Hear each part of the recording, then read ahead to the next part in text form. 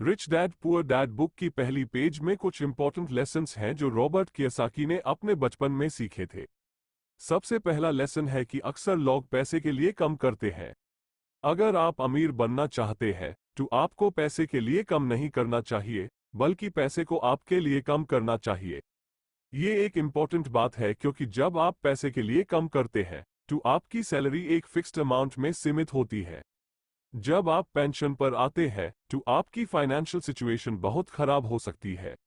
लेकिन जब आप पैसे को आपके लिए कम करवाते हैं तो आपका इनकम सोर्स आपकी सैलरी के अलावा और भी सोर्सेस से हो सकता है।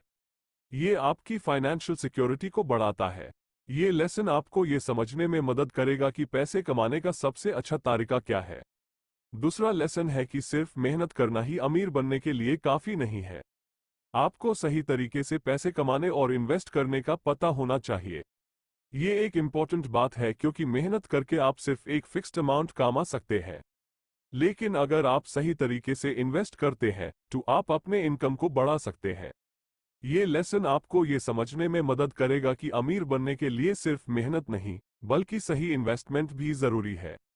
तीसरा लेसन है कि पैसा कमाने का सबसे अच्छा तरीका अपने दिमाग का यूज करना है। ये एक इम्पॉर्टेंट बात है क्योंकि जब आप अपने दिमाग का यूज करके पैसे करते हैं तो आप एक सस्टेनेबल बिजनेस बना सकते हैं। ये बिजनेस आपको एक फिक्स्ड सैलरी नहीं देगा, बल्कि आपको कंटिन्यूअस इनकम देगा। ये आपकी फाइनेंशियल सिक्योरिटी को बढ़ाता है। ये लेसन आपको ये समझने में मदद करेगा कि पैसा कमाने का सबसे अच्छा तरीका क्या है। इन तीन लेसन्स को समझने से आप अमीर बनने के लिए एक स्ट्रॉन्ग फाउंडेशन बना सकते हैं।